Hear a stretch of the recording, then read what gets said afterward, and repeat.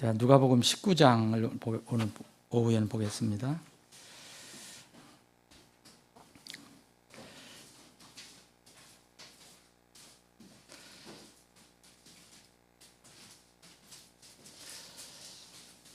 여러분, 오늘 아침에는 그 포도원의 일꾼에 관해서 살펴봤는데, 그때 나오는 그 화폐 단위라면 단위인데, 문화, 데나리온, 데나리온 하나씩. 근데 이제 그 오늘은 문화 화폐 단위가 나옵니다. 자, 11절 보겠습니다. 11절부터 제가 빠른 속도로 봉독을 하겠습니다. 이 27절까지인데요. 다 읽지는 않겠습니다. 그들이 이 말씀을 듣고 있을 때 그분께서 비유를 더하여 말씀하시니 이는 그분께서 예루살렘에 가까이 오셨기 때문이요, 또 하나님의 왕국이 당장에 나타날 줄로 사람들이 생각하였기 때문이더라. 그러므로 그분께서 이르시되 어떤 귀족이 자기를 위해 왕관을 받아서 돌아오려고 먼 나라로 들어가게 되었더라. 이에 그가 10명의 자기 종을 불러 그들에게 은 10문화를 건네주며 그들에게 이르되 내가 오는 때까지 관리를 하라 하더라. 그러나 그의 국민들은 그를 미워하여 그의 뒤로 소식을 보내어 이르되 우리는 이 사람이 우리를 통치하지 않게 하리라 하더라. 또 일이 일어났으니 곧 그가 왕권을 받아 가지고 돌아와서 각 사람이 장사하여 번 것이 얼마나 되는지 알고자 하여 그가 돈을 준 이 종들을 불러오라 명령하더라. 그래서 첫째 종이 와서 주여 1문화를 10문화를 벌었나이다 하더라. 이에 그가 그에게 이르되 잘하였다. 너 선한 종아, 네가 매우 적은 것에 신실하였으므로 너는 10도시를 다스릴 권위를 가지라 하더라. 둘째 종이 와서 하라되 주여 주의 1문화로 5문화를 벌었나이다 하더라. 이에 그가 그에게로 마찬가지로 이르되 너도 5도시를 다스리라 하더라. 또 다른 사람이 와서 아뢰되 주여 보소서 주의 1문화가 여기 있사오니 그것을 내가 수건에 싸서 보관해 두었나이다 하더라. 이는 주께서는 엄한 사람이므로 내가 주를 두려워하였기 때문이더라. 이니다. 이는 주께서 맡기지 아니한 것을 취하시고 뿌리지 아니한 것을 거두시기 때문이다 하더라. 이에 그가 그에게 이르되 너 사악한 종아, 내 입에서 나온 말로 내가 너를 심판하리라. 너는 내가 맡기지 아니한 것을 취하고 뿌리지 아니한 것을 거두는 엄한 사람인 줄로 알았도다. 아버지 하나님, 오후에 다시 모여서 주님 말씀을 나눕니다. 말씀의 저자이신 성령 하나님께서 우리 사랑하는 지체들 안에 내주하신 성령께서 각자의 우리 지체들에게 필요한 영의 양식이 있다면 지금 공급해 주시옵소서. 동일하게 말씀을 전하는 저에게도 필요한 영의 양식이 있으면 지금 공급해 주시옵소서. 예수님의 이름으로 기도합나이다. 아멘. 아침에는 여러분 마태복음 20장에 있는 말씀, 포도원의 일꾼에 대한 비유를 살펴봤습니다. 구원의 선물과 또 구원받은 자의 다음에 나타나는 그런 삶은 절대로 순서가 바뀌면 안 된다고 말씀드렸습니다. 삶을 선하게 자꾸 해서 나중에 어떤 선물을 받는 것이 아니고 구원의 선물을 받았기 때문에 그 내주하신 성령님에 의해서 이제 삶이 변화되고 어떤 아름다운 그런 모습이 나오는 이 순서는 절대 변하지가 않습니다. 오늘 본문은 오전에는 몇 가지로, 2가지로 우리가 해석할 수 있다고 그랬는데 주 해석 내용은 구원의 주제, 하나님께서 주시는, 누구에게나 골고루 주시는 구원의 주제로 우리가 그 말씀을 풀어보았습니다. 이 부분은 어떻게 우리가 이해를 해야 될 건가? 분명히 주님께서 제자들에게 직접 말씀해 주신 것인데, 오늘 이 본문에 보면은 이 동기가, 이렇게 말씀을 주신 동기가 하나 있습니다. 이 앞에 삭개오라는 사람이 구원을 받는 장면이 나옵니다. 삭개오 19장 1절부터 10절까지 삭개오 이야기가 나와요. 이 좋은 사람이었지만 구원받지 못한 사람, 그러나 세상에서는 이렇게 세리의 우두머리로서 돈을 많이 모으고 하는 그런 일들을 한 사람인데, 그가 주님을 만나갖고 구원을 받는 그런 장면입니다. 그건 분명합니다. 이날 구원이 이 집에 이르렀으니 그랬거든요. 주님께서 9절에, 그리고 주님께서 오신 목적이 잃어버린 것을 찾아서 구원하러 왔다고 말씀하셨습니다. 이제 이 이야기, 이 사건을 이제 말씀을 듣고 이 주님의 말씀을 들은 사람들이 주님께 이제 이렇게 어떤 생각을 가지고 있었어요. 그래서 주님은 그것을 간파를 하시고 이 말씀을 주신 겁니다. 여기 11절에 보면은 하나님의 왕국이 당장에 나타날 줄로 사람들이 생각했기 때문에 이것을 정리해 주시려고 이 말씀을 주셨다고 11절에 말씀하고 있습니다. 그런 동기 때문에 이 말씀하셨습니다. 여기 어떤 귀족이 나옵니다. 우리 전에 가지고 있었던 그 성경으로는, 개혁 성경으로는 이게 아마 귀인으로 되어 있을 겁니다. 아주 귀인, 아주 귀한 사람이다. 근데 여기 귀족이 어떤 귀족이냐면 왕족이죠, 왕족. 그래서 왕권을 받으러 어디를 가죠. 어디로 가는 것이 이제 주님이 말씀한 비유의 그 시작입니다. 근데 이것은 제자들이 잘 알고 있었던 내용이거든요. 그때 당시 이스라엘은 당시에 로마의 속국이었어요. 그래서 로마 땅을 이스라엘 땅을 다스리는, 그 가나안 땅을 다스리는 사람, 어떤 구역을 다스리는 사람은 다 로마의 허락을 받아야 돼요. 그래서 그 지역에, 어떤 적은 지역에 왕권을 받고 와야 됩니다. 로마 황제의 인가를 받아야 돼요. 그런 차원인 것을 제자들이 잘 알고 있기 때문에 주님께서 이렇게 말씀하셨습니다. 당장 하나님 왕국이 나타날 줄로 생각한 그 문제를 해결해 주시기 위해서 이렇게 어떤 귀족이 이제 어떤 먼 나라로 떠나간다. 그것은 목적은 왕권을 가지고 돌아오려고. 주님께서 이제 주님이 또 떠나가신다는 거 제자들한테는 이미 얘기를 했고요. 그래서 이제 이걸 우리는 주님이라는 것을 우리가 이해하시면 됩니다.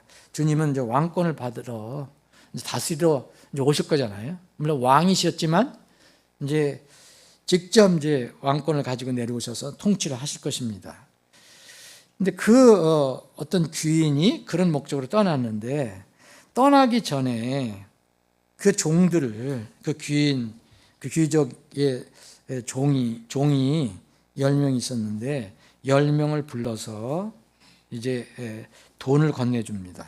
여기서는 문화라고 되어 있는데, 문화, 뭐 데나리온이나 문화나 달란트나, 그때 당시에 로마 시대 혹은 그리스나 로마 시대에 썼던 그 어떤 금화 화폐의 이름을 이야기합니다. 이 문화를 이렇게 건네주면서 뭐라고 이 귀족이 얘기했느냐면, 내가 오는 때까지라 그랬어요. 중요한 말씀은 여기 내가 오는 때까지죠.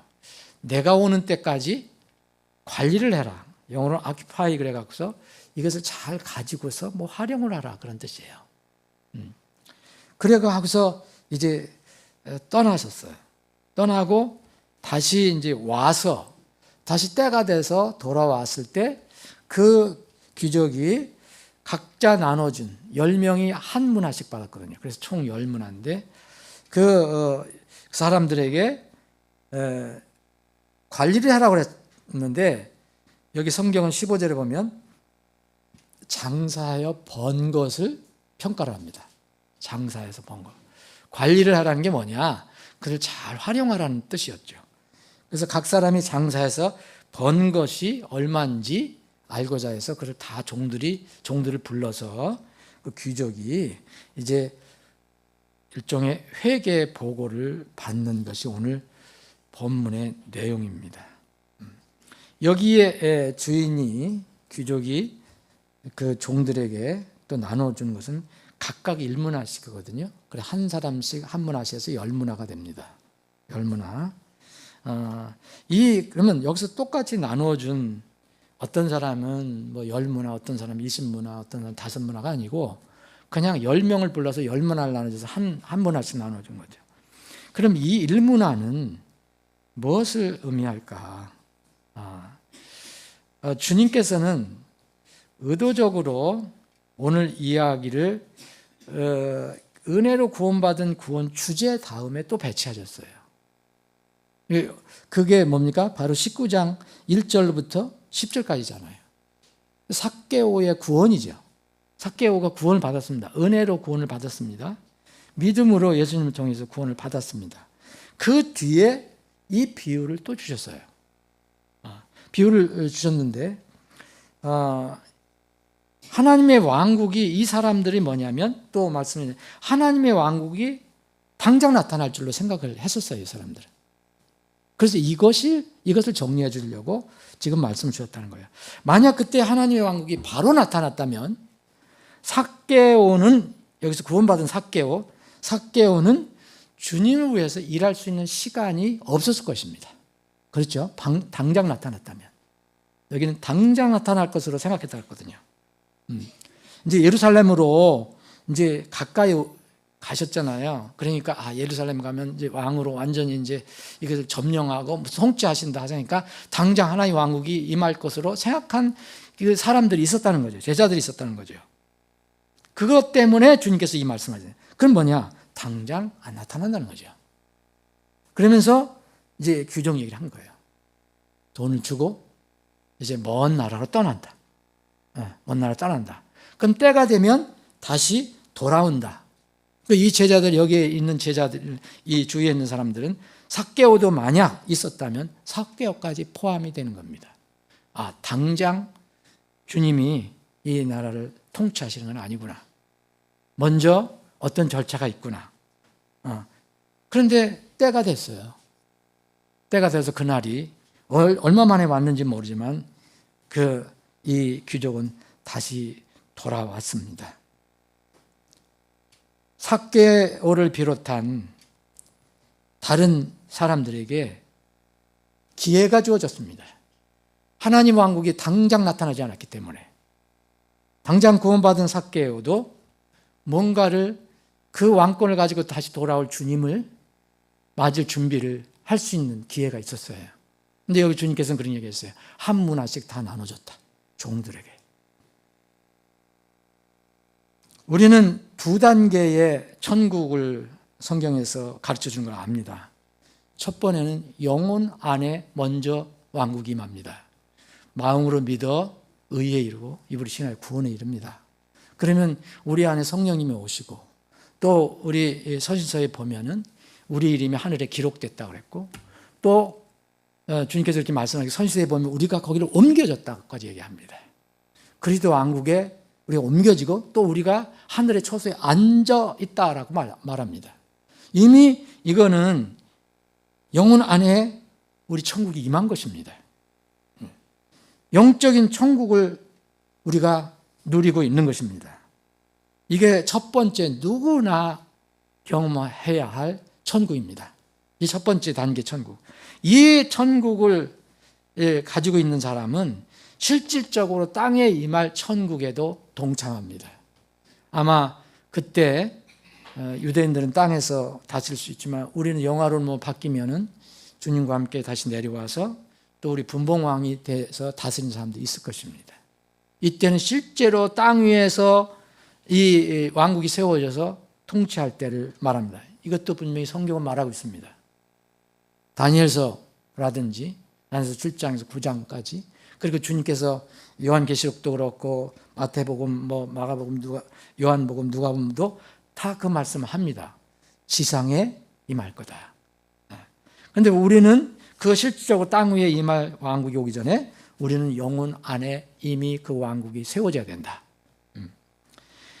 그럴 때 영혼 안에 왕국이 세워진 사람은, 하늘의 처소에 앉게 된 사람은 뭐를 받느냐 하면은 하나님께서 구원해 주실 때에 하나님의 영적인 선물을 주신다고 그랬어요.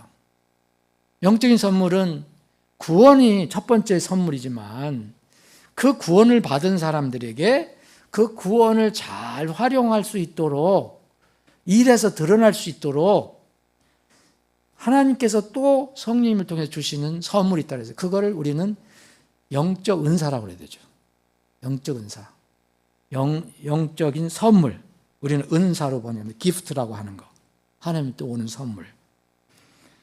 그래서 구원받아서 자녀가 된 사람에게는 모두 성령의 선물이 주어집니다. 똑같은 종류는 아니더라도 다 구원받은 사람은 적든 크든 은사가 주어집니다. 고린도전서 12장에 보면 이 모든 것이 바로 그 동일한 성령께서 역사하셔서 그분의 뜻대로 각 사람에게 나누어 주신다고 말씀하셨습니다. 개별적으로 나누어 주셨다고 그랬어요. 이 은사는 지금 말씀드린 대로 첫 단계는 무조건적으로 하나님의 사랑의 선물, 구원입니다.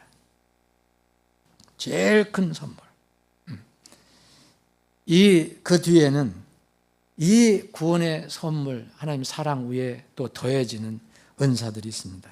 그것은 이제 활용하라고 주는 겁니다. 여기서 이제 문화식을 주잖아요.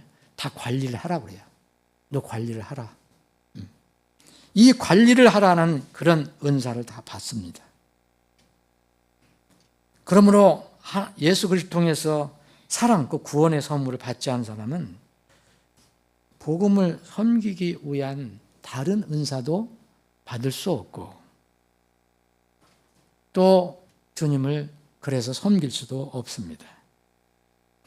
성경에서 말하는 영적 은사는 자연인의 재능과 다릅니다. 자연인은 누구든지 구원과 상관없이 태어날 때 가지고 나타나는 다른 사람과 비교해서 좀 다른 어떤 기능이 있습니다. 이건 구원과 상관없이 주는 겁니다. 그건 우리가 잘 모릅니다. 왜 저 사람은 나와 다른 어떤 뛰어난 저런 재능을 가지고 있는가? 소위 얘기하면 재능이라고 얘기할 수 있죠. 근데 성경은 우리에게 구원받은 사람에게는 은사를 주신다 그랬어요. 은사는 섬기기 위한 것입니다. 일을 하기 위한 것. 여기 일문화를 어떻게 해석할 건가? 분명히 그 예수님이 말씀하실 때 그 제자들은 일문화 단위도 알고 있었을 것입니다. 이거 말씀드린 대로 그리스 로마 화폐 단위인데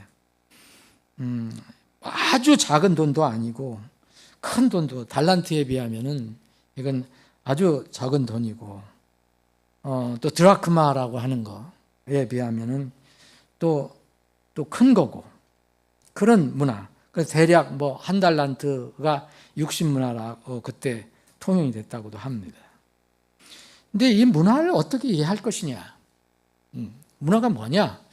귀족이 왕권을 받으러 먼 나라로 가면서 준 것이 무엇인가? 그것을 여기 성경은 구체적으로 뭐라고 얘기를 하지 않았기 때문에 우리가 이것만이다라고 얘기할 수 없지만, 저는 그것이 하나님께서 우리에게 주신 그 하나님의 사랑 플러스 하나님께서 우리에게 주신 은사라고 저는 생각합니다. 하나님께서 우리에게 주신 사랑은 물론 구원의 선물이죠. 근데 구원의 선물은 사랑의 결과고, 또 그 사랑은 계속해서 우리에게 지금도 주고 계시고, 한번 주신 하나님의 사랑을 받은 사람은 그 사랑이 계속 우리의 마음속에서 몸속에 나옵니다.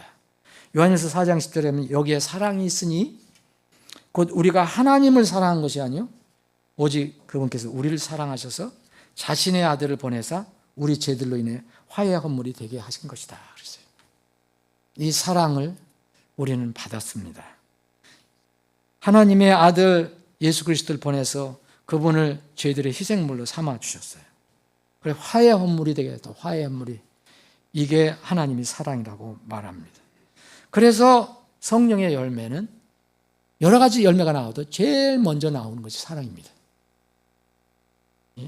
그 갈라디아서 5장에 나온 사랑의 열매 중에서 그 첫 번째가 그래 사랑입니다. 사랑이 없으면 다른 것은 기초가 없는 것입니다. 그 주님의 복음, 저는 하나님의 사랑은 우리에게 복음으로 왔습니다. 가장 기쁜 소식, 복스러운 소식으로 왔어요. 이 복음의 내용은 말 그대로 하나님의 사랑입니다. 하나님께서 자신의 독생자를 주셨다는 겁니다. 그분을 이제 십자가에서 못 박았다는 겁니다. 이런 사랑, 이런 하나님의 놀라우신 구원, 이런 하나님의 사랑을 우리는 구원받고 나서 어떻게 활용하고 살아가는가? 이것이 오늘 말씀이 가르쳐주는 우리의 교훈이라고 생각합니다. 드디어 그 귀족이 왔습니다. 왕권을 가지고 온 겁니다. 15절에 보면 또 일이 일어났으니 상당한 기간이 지나고 나서 일이 일어났다고 암시합니다. 그가 왕권을 받아가지고 돌아와서 각 사람이 장사하여 번 것이 얼마나 되는지 알고자 하여 그가 돈을 준 이 종들을 불러오라 명령하더라. 이 성경이 말씀에 오면 우리도 반드시 그때 주님 앞에 섭니다. 서게 되어 있습니다. 여기 아무도 없습니다. 그래서 첫째 종이 이제 회개복을 쭉 합니다. 순서대로 하는데 첫째 종이 왔습니다. 이제 불림을 받고 와서 여기 주여라고 얘기합니다. 주여, 주의 일문화로 신문화를 받았나이다. 하나님으로부터 온 것을 이 주인으로부터 왔다는 것, 그 내가 받아서 관리한다는 뜻으로 주의 일문화라고 얘기합니다. 내 일문화라고 얘기하지 않고 주님께서 주신 거. 그래서 너는 그걸 받아서 관리만 하라고 그랬거든요. 일문화를 가지고 열문화, 신문화를 벌었다. 이렇게 고백을 합니다. 아무것도 한 것이 없습니다. 그냥 이렇게 고백했습니다. 있는 거 가지고. 그랬을 때 그 주인은, 그 주는 이렇게 얘기합니다. 잘했다. 잘했다. 너 선한 종아. 내가 매우 적은 것에 신실하였으므로 너는 10도시를 다스린 권위를 가지라 그랬어요. 이 주인이 뭐라 했냐면 그 한문화를 줬을 때 주님께서 그 한문화가 가치가 없는 것이 아니었는데 이 주인은 내가 매우 적은 것에 신실했다라고 얘기합니다. 왜 적은 것이라고 얘기했을까요? 이건 결코 가치가 적은 것이 아니었습니다. 그런데 사람들이 받아들일 때 은혜로 받는 거, 무료로 받는 거는 우리가 그렇게 마음을 쓰지 않을 경우가 있습니다. 엄청난 돈을 들이거나 어떤 뭘 희생해서 얻는 것, 그걸 소중하게 여깁니다. 내 선물은, 구원의 선물은 정말 엄청난 하나님이 투자하셨지만 아들까지 죽음으로 모르셨지만 우리가 받을 때는 정말 은혜로 받습니다. 아무것도 없이 우리는 그냥 받습니다. 그래서 사람들은 적은 것으로 생각할 수가 있습니다. 여러분 구원 받을 때 뭐 보입니까? 여러분 지어봤습니까? 잔이라도 한번 잡아봤습니까? 정말 이거는 마음에서 이루어지는 겁니다. 그래서 많은 사람들이 구원의 가치를 정말 가볍게 여깁니다. 그런데 이제 주님 앞에 섰을 때는 압니다. 이게 없어서 주님부터 버림받는 사람, 난 너를 모른다. 나를 떠나가라. 내게를 떠나가라라고 말씀하십니다. 정말 구원은 너무너무 소중한 건데 사람들은 이거를 잘 느끼질 못합니다. 사랑하는 여러분, 여러분들은 구원받은 뒤에 여러분들에게 받을 때 어떤 상황에 뭐 큰 감격이 있었든지 감동이 있었든지 간에 그 구원을, 하나님이 주신 선물을 정말 소중히 여기고 감사하고 찬양하고 만족합니까? 그런데 세상 속에서 적은 일 하나 나도 이 구원받은 게 너무 아무것도 아닙니다. 세상에서 무슨 일이 일어나면. 이런 거에 대한 감사, 이것은 감동보다는 정말 현실에 나타나는 그런 거에 완전히 매몰돼 버립니다. 근데 주인은 이렇게 얘기합니다. 네가 생각해 매우 적은 것 같았지만 넌 그걸 정말 소중히 여기고 잘 활용했다. 그래서 너는 신실한 사람이다. 그래서 너는 선한 종이다. 착한 종이다. 그러면서 이제 상을 내려주십니다. 한 문화로 10개를 더 남겼다고 그랬잖아요. 그러니까 10도시를 다스릴 권위를 가지라. 이 다른 말로 하면 분봉왕이죠. 우리도 왕이라고 그랬잖아요. 이런 하나님께서 권한을 주셨다 말씀합니다. 둘째 종이 왔습니다. 주의 똑같은 고백을 합니다. 내 문화가 아니고 그거는 나로부터 온 게 아니고 하나님께서, 주님께서 주신 선물 아니었습니까?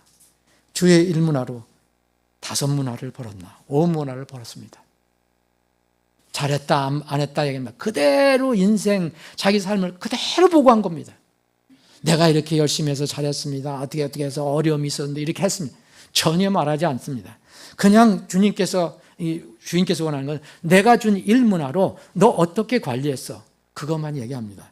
주의 1문화로 5문화를 벌었습니다. 똑같은 그 주인으로부터 대답이 나옵니다. 마찬가지로 너도 5도시를 다스리라. 아마 줄줄이 그 종들이 앞에 섰을 것입니다. 그런데 문제는 어떤 한 다른 종이 주님 앞에, 주 앞에 섰습니다. 여전히 주라고 말합니다. 주여 보소서. 주의 1문화가 여기 있사오니. 여기까지는 자기도 자기가 만든 게 아니고 주인으로 받은 것을 인정합니다. 그런데 그 다음부터는 문제가 생겼습니다. 그것을 내가 수건에 싸서 보관해 두었나이다. 자, 주인은 갈 때 뭐라 그랬습니까? 관리를 하라 그랬죠. 관리를 하라. 그리고 관리를 하라는 것은 장사하여서 무엇을 남기라 그런 얘기잖아요. 관리를 하라는 것은. 근데 이 종은 뭔가 주인을 잘못 알았습니다. 그래서 수건에 싸서 그걸 보관해 두었다고 얘기합니다. 이렇게 고백을 합니다. 아무것도 남기지 못했습니다. 관리를 못했습니다. 그 다음에 이제 이렇게 고백을 합니다. 일종의 변명입니다. 주님 앞에 섰을 때, 마지막 때 섰을 때의 변명입니다. 이 변명이, 그가 말하는 변명이 그가 어떤 영적인 존재였는가를 스스로 드러내는 말이 됩니다. 내 말이 너를 판단한다. 주님 말씀하셨습니다. 이는 주께서는 엄한 사람이므로, 엄한 사람이라서 못된 사람이라는 걸 얘기하는 겁니다. 주인이 못됐다는 거예요. 그러니까 막 주지도 않은 것을 뺏을 수도 있고, 주고 나서 더 엉터리도 뭘 또 걷어갈 수도 있고, 주께서는 엄한 사람이로 내가 주를 두려워하였기 때문이다. 이는 주께서 맡기지 아니한 것을 취하시고 뿌리지 아니한 것을 거두시기 때문이다. 여러분, 이 종이 분명히 주인이라고 믿었는데 그 종하고 주인 관계가 이런 상태였습니다. 이 종이 알고 있는 주인은 다른 주인이었습니다. 하나님은 이런 분이 아니십니다. 주인께서 맡기지 아니한 것을 취하시고 뿌리지 않은 것을 거두시기 때문이다. 이 종은 완전히 주인에 대해서 잘못된 생각을 가지고 있었습니다. 그건 주인을 잘못 아는 것입니다. 그때 이제 이 주인이, 귀족이, 왕권을 가지고 있는 귀족이 얘기합니다. 이에 그가 그에게 이르되 너 사악한 종아, 선한 종하고 이 반대되는 말입니다. 사악하다. 이 사람이 뭐를 그렇게 잘못했습니까? 여기에서 얘기한 거. 그 사람들이 술 먹고 방탕하고 못된 짓을 하고 다녔냐나요? 응? 그게 아닙니다. 여기는 그냥 수건에 싸서 보관해 뒀다는 겁니다. 그런데 이 주인은 너 사악한 종이라고 얘기합니다. 내 입에서 나온 말로 내가 너를 심판하리라. 내 입에서 나온 말로 내가 너를 심판하리라. 이 종은 주인을 잘못 알고 있었습니다. 이 세상에 하나님이라고 얘기하면서도 하나님을 잘못 알고 있는 사람들이 있습니다. 하나님을 잘못 알면, 주인을 잘못 알면 구원을 받을 수가 없습니다. 여러분 생각해 보십시오. 어떻게 하나님이 이렇게 맡기지도 않은 것을 뺏어가시고 뿌리지 않은 것을 거둬가시니 뺏어간다는 거 아닙니까? 이런 하나님을 어떻게 믿고 구원받습니까? 잘못하는 거죠. 이건 이방인들, 이교들이 섬기는 그들이 말하는 신, 무서운 신, 그 종류로 격화가 됩니다. 너는 내가 맡기지 아니한 것을 취하고 뿌리지 아니한 것을 거두는 엄한 사람인 줄로 알아도다. 그러면 너는 어찌하여 내 돈을 은행에 넣어두어 내가 올 때 이자와 함께 내 것을 요구하도록 하지 아니하였느냐 아니라. 내 것이 아닌데 왜 그렇게 관리했느냐? 내 것이 아닌데. 에? 내가 너한테 맡겼는데. 그래서 차라리 그러면 은행에 넣어서 이자라도 내야 될 거 아니냐? 얻어야 될 거 아니냐? 그러면서 그 곁에 선 자들에게 그렇게 명령합니다. 그가 가지고 있는 일문화를 뺏어라.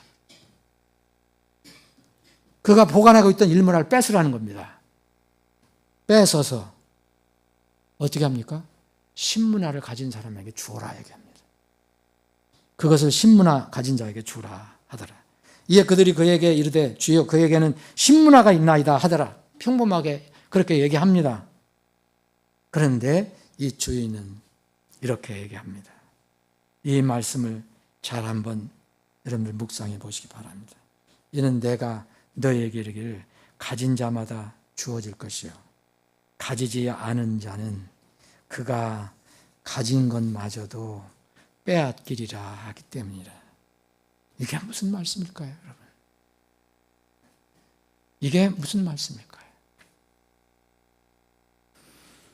여러분, 우리는 이 땅에 태어날 때 다 주님의 은혜로 이 호흡을 갖고 생명을 갖고 이 땅에 태어납니다. 육신에 한 번 인생 살아갑니다. 근데 그것으로 우리 영원한 문제가 결정되는 게 아니잖아요. 그 다음은 뭡니까? 우리가 영원한 문제는 옳은 주님, 성경에서 말하는 그 바른 주님, 그 하나님의 관계가 설정이 돼야 됩니다. 하나님과 관계가 맺어져야 됩니다.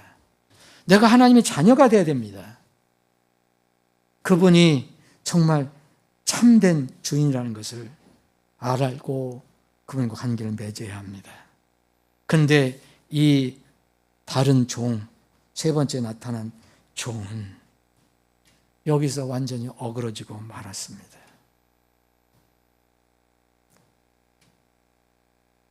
선하고 신실한 종은 무슨 일을 엄청나게 세상에서 좋은 일, 선한 일, 이름을 날리고 이렇게 해서 선한 종이라고 주님께서 말씀하시지 않으셨습니다. 하나님께 주신 것을 어떻게 너는 활용했느냐? 여러분, 우리는 주님께서 육신의 생명을 주셨습니다. 더군다나 또 우리에게 더 주신 것은 놀라운 이 구원의 선물을 주셨어요. 이제 영원히 살 수 있는 그 선물을 또 주셨어요. 육신으로 끝나는 게 아니라. 그런데 이 셋째 나타난 종은 이 육신의 선물은 받았는데 그마저 뺏기게 생겼습니다. 결국은 마지막 섰을 때 그것을 뺏깁니다. 영원히 살 수 있는 기회를 뺏기고 어디로 떨어집니까? 하나님과 영원히 분리된 곳으로 떨어지게 됩니다. 그럼 그가 가지고 있던 그 어떤 하나님께서 주신 은혜는 또 잘 관리했던 사람에게 주님께서 맡기십니다. 왜냐하면 그 사람이 잘 활용할 수 있기 때문에. 선한 종과 사악한 종의 차이는 대단한 것이 아닙니다. 주인의 뜻을 알고 따르느냐, 주인의 뜻이 아니라 내 뜻을 가지고 살았느냐. 자기는 그게 옳다고 생각했거든요. 이게 보관했던 거.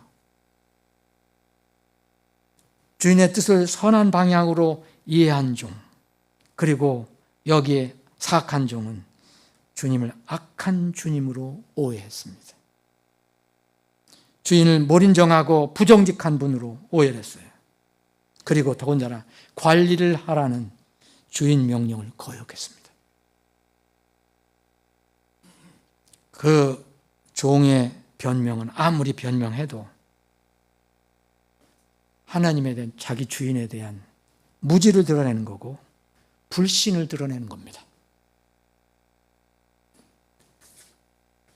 24절부터 26절까지의 이 케이스를 우리가 생각해 보면, 여러분 주님 앞에서 이제 보상의 상실이 있다는 것을 알 수 있습니다. 첫 번째 케이스로 우리가 생각할 수 있는 건, 만약 구원받은 사람이라면 주님 앞에서 이렇게 살면 다 상실해요, 보상을. 그래서 고린도전서 3장이나 베드로전서 4장에 있는 부끄러운 구원으로 그냥 드러날 수도 있습니다. 또 다른 케이스는, 저는 이것이 옳다고 생각하는데, 여기 세 번째 나타난 사악한 종은 누구라고 생각합니까? 정말 구원받은 종 중에서 사악한 종이라고 이름을 받았다면 그거라도 다행인데, 이 성경 말씀을 보면요, 이에 비슷한 내용이 마태복음 25장에 보면은 이 달란트 비유가 나옵니다, 여러분. 달란트 비유도 비슷한 비유예요. 그런데 여기에는 구체적으로 나옵니다. 한 달란트 받은 종이 그걸 싸서 이거 똑같이 했거든요, 일모나 받은 같이. 그래서 나중에 주인으로서 책망을 받습니다. 그런데 이 책망 받는 거 끝나는 게 아니라, 이 종은 어떻게 되는지 여러분들 아시죠? 쫓겨납니다. 사악한 종은 똑같아요. 그런데 이제 마태복음 25장을 보면은 그 1달란트마저 빼앗깁니다. 빼앗겨서 10달란트 벌은 사람에게 주고요. 그리고 이제 그 무익한 종, 사악한 종은 바깥 어둠 속에 내던집니다. 내던질 때 그는 거기서 슬피 울며 이를 갈미 있으리라 그랬어요. 어떤 사람이 이것을 구원받은 사람이라고 강권적으로 억지로 푸는데, 그거는 그렇게 하면 안 될 거라고 생각합니다. 구원받은 사람이 어디 바깥 어둠에 나가서 슬피 울며 이를 갑니까? 그건 있을 수가 없는 얘기입니다. 이거는 바로 이 오늘 누가복음에 나와 있는 이 사악한 종의 운명입니다. 그러면 우리가 어떻게 이해해야 될까요? 여러분, 이 두 번째 케이스는요, 보상의 상실이 아니고 무리에 끼어 있었으나 실제 구원받지 못한 종을 얘기합니다. 다시 말씀드립니다. 무리에 끼어 있어요. 그러나 실제 구원받지 못한 종을 말합니다. 그래서 문화를 빼앗깁니다. 주인을 모르고 있었던, 잘못 알고 있었던 가룟 유다와 같은 케이스입니다.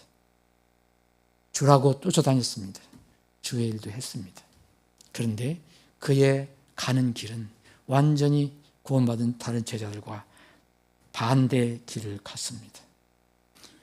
누가복음 8장 18절에 보면 어떻게 또 이야기를 하느냐 하면은, 누가복음 8장 18절에 보면은 이 정말 앞으로 드러나지 않을 것이 없다 말씀하시면서, 너희가 어떻게 듣는지 주의하라. 이는 누구든지 가진 자는 그에게 주어질 것이요, 가지지 않은 자는 누구든지 자기가 가진 것으로 여기는 그것까지도 빼앗길 것이기 때문에 그랬습니다. 내가 가지고 있다고 생각하는 그 생명까지도, 육신의 생명까지도 나중에 빼앗깁니다.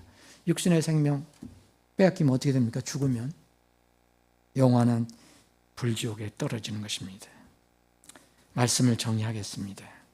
오전 말씀은 차별은 은혜의 선물을 우리에게 가르쳐 주는 것이라면, 오늘 오후 말씀은 주인이 주신 선물, 그게 구원이 될 수도 있고 사랑이 될 수도 있고, 또 하나님께서 더 사랑 위에 더 주신 영적인 선물, 은사, 섬기라고 주신 거, 사랑하라고 주신 그 활용의 결과에 보상의 진리를 가르쳐주는 말씀이다. 그래서 5골, 10골 다스리라. 근데 마지막 이 세 번째 사람은 뭐냐? 무리 속에 이때 있다가 결국은 마지막에 드러날 불행한 한 사람의 모형을 이야기한다고 생각합니다. 성경은 구원 후의 삶에 대해 정확하고 공평한 심판이 있을 것임을 강조합니다. 전도서 기자는 이렇게 전도서를 마무리합니다. 우리가 전체 일의 결론을 들을지니, 그랬습니다. 전체 일의 결론을 들어라. 하나님을 경외하고 그분의 명령을 지켜라. 이것이 사람의 온전한 의무이기 때문이다. 이는 하나님께서 모든 은밀한 것과 함께 그것이 선한 일이든 악한 일이든 모든 일을 심판할 것이기 때문이다 라고 결론을 내립니다. 우리가 가지고 있는 성경이 하나님의 분명한 말씀임을 우리가 믿는다면, 말씀대로 따르지 못하더라도 그 말씀을 무시하는 그런 언행을 해서는 안 됩니다. 그리고 그 말씀을 내 삶의 기준으로 내려 낮추면 안 됩니다. 요새는 세상 사람들이 그렇게 하고 살아갑니다. 우리는 그 하나님 말씀을 따르지 못하고 한다 하더라도 엎드리고 그런 믿음을 달라고 기도해야지, 그 말씀을 만져서 내 수준에까지 내려놓으면 안 됩니다. 이건 하나님의 말씀을 무시하는 겁니다. 그리스도인들의 모든 말과 행위는 주님께서 말씀하신 찬물 한 잔과 같이, 냉수 한 잔과 같이, 아무리 작은 것이라도 주님 앞에, 우리가 다시 오실 주님 앞에 설 때 다 드러납니다. 엄중한 심판을 받게 됩니다. 회개하지 않고 주님 앞에 무릎 꿇지 않은 것은 다 그대로 드러납니다. 사랑하는 여러분, 오늘 만찬이 있습니다. 주의 만찬은 우리를 위해서 그분께서 아낌없이 다 주신 것을 의미합니다. 나는 그것을 받고 어떻게 살아가고 있는가? 여러분, 오늘 세 종 중에서, 주님께서 예시로 들어준 세 종 중에서 10종 중에서 3종만 얘기를 해주셨습니다. 10문화를 상급으로 받은 사람, 10고를 받은 사람, 그리고 5고를 받은 사람, 그리고 이것과 비교되는 또 어떤 한 종. 여러분, 이 3종 중에서 나는 어느 종일까요? 만약 지금 주님이 오신다면 나는 첫째 종입니까? 둘째 종입니까? 아니면 세 번째 소개한 종입니까? 만약 우리가 슬프게도 셋째 종이라면 정말 자기를 잘 돌아봐야 합니다. 이것은 보상 이전에 정말 내가 주님을 바로 알고 있는가? 심판에 대한 가르침도 바로 알고 있는가? 그래서 이 사악한 종은 구원을 받지 못하는 종이라고 우리가 믿는다면 구원을 받아야 합니다. 이런 사람들이 교회에 적지 않습니다. 우리 주위에 적지 않습니다. 이런 사람들을 우리가 남은 기간에, 금년 남은 기간에 도와야 합니다. 어떻게든지 도와야 합니다.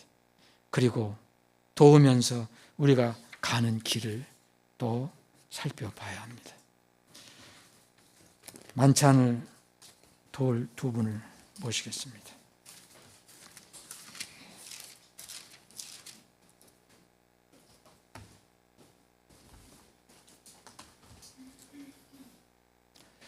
자, 오늘 금년도 마지막 만찬입니다.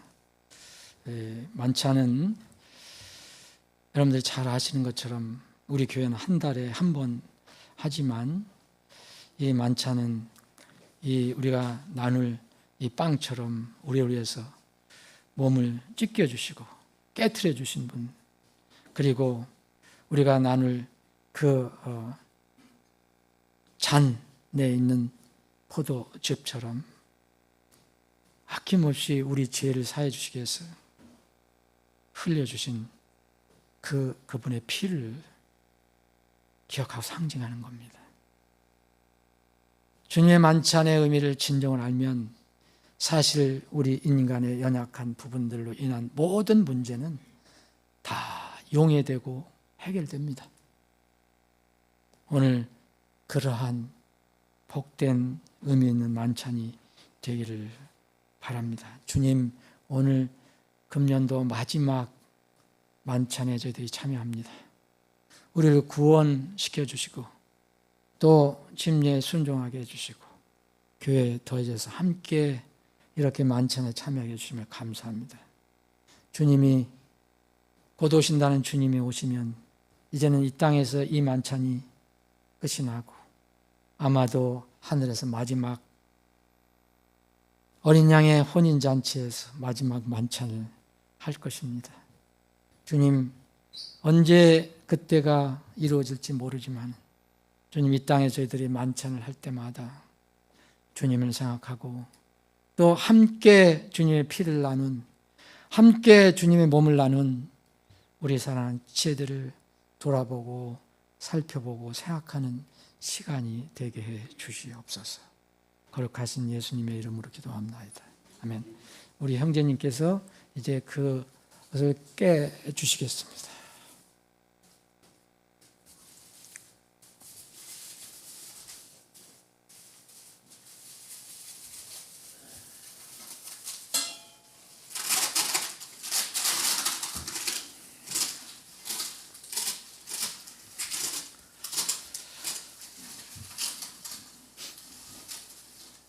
분배해 주십니다.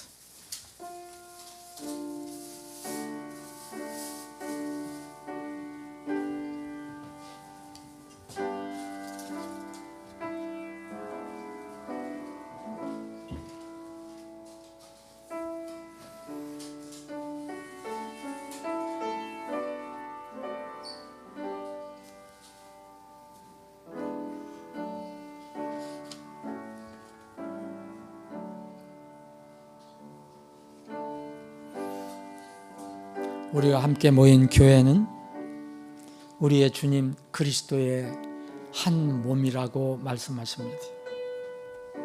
한 몸 안에는 몸 덩어리만 있는 것이 아니고 여러 가지 몸의 부분들이 모여서 한 몸을 형성합니다. 그것이 바로 우리가 오늘 만찬을 나누는 한 사람 한 사람의 지체의 모습입니다. 어떤 지체든 그리스도 안에 있기만 하면, 예수님의 피를 통해서 하나님의 자녀가 된 사람이라면 다 주님의 몸 안에서 동일한 지체가 됩니다. 거기는 차별도 없고 또 질의 저하도 없습니다. 이것이 우리 소중한 지체들의 모습입니다.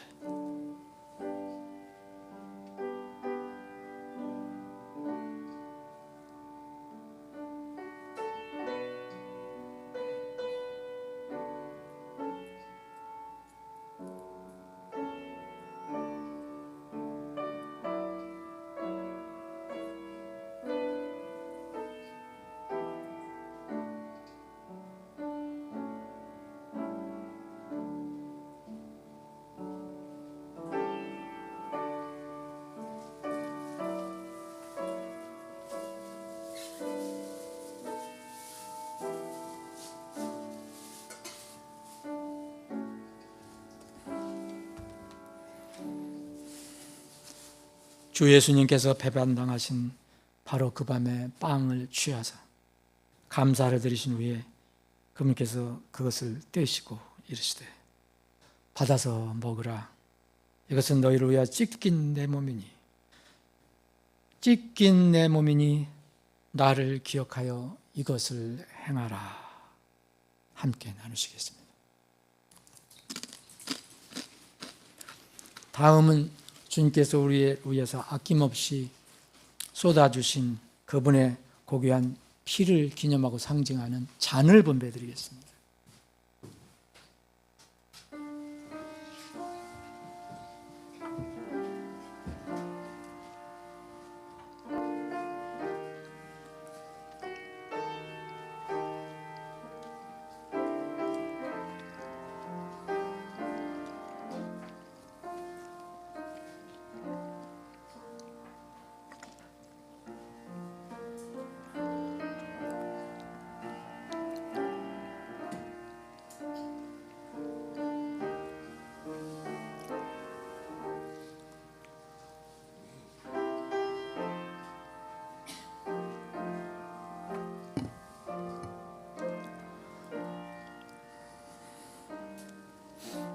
왜 주님께서 피를 흘리셨습니까? 하나님께 세우신 철칙이 있습니다. 피가 없으면 제 사면이 없습니다. 피에 생명이 있기 때문입니다. 누가 우리의 죄를 위해서 피를 흘려주실 수 있습니까? 우리의 피는 이미 썩은 피, 죄의 피입니다. 사람이 아무리 피를 많이 흘려도 자기 자신을 구할 수가 없습니다. 그런데 하나님이신 주님께서 죄 없으신 그분의 피는 세상 모든 사람들의 죄를 깨끗하게 씻어 주실 수 있습니다. 그래서 주님께서 피를 흘려주신 겁니다.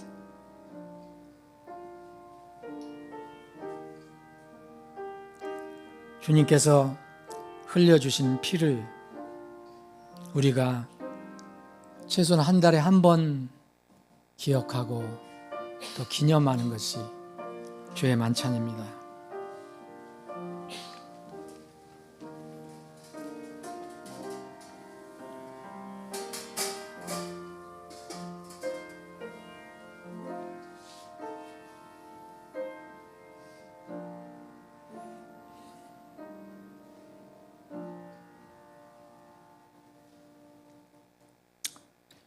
또 이와 같은 방식으로 잔을 집으시고 이르시되 이 잔은 내 피로 세운 새 상속 언약이니 너희가 그것을 마실 때마다 나를 기억하여 이것을 행하라. 이는 너희가 이 빵을 먹고 이 잔을 마실 때마다 너희가 주의 죽으심을 그분께서 오실 때까지 보이기 때문이라. 함께 나누시겠습니다.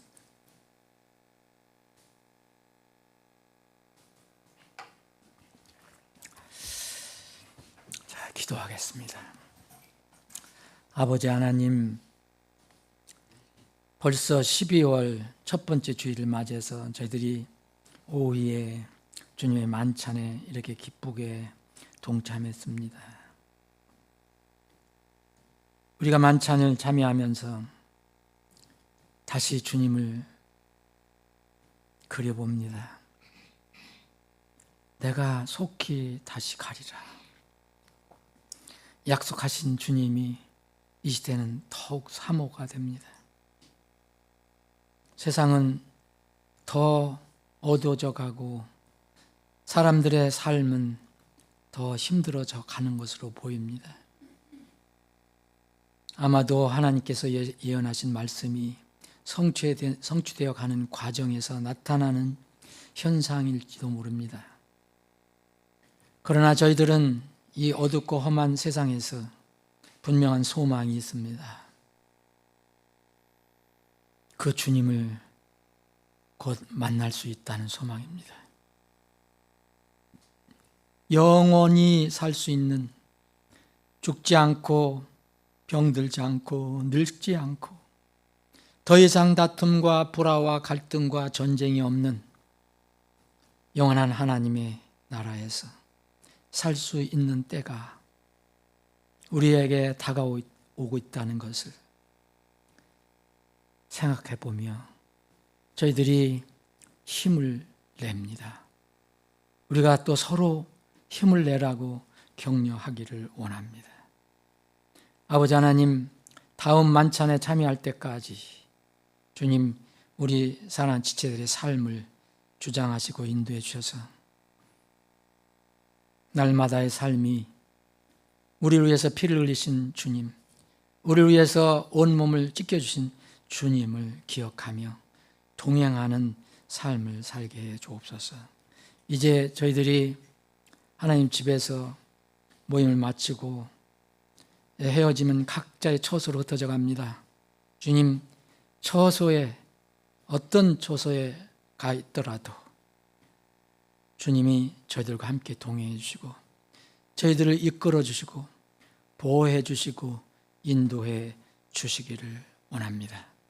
특별히 아픈 지체들 기억해 주옵소서. 속히 병 나음을 입고 새 힘을 얻고 그래서 더욱 주님을 기쁘게 힘있게 섬길 수 있게 해 주시옵소서. 오늘 남은 시간에도 주님이 함께 하실 줄 믿고 감사드리며 거룩하신 예수님의 이름으로 기도하옵나이다. 아멘.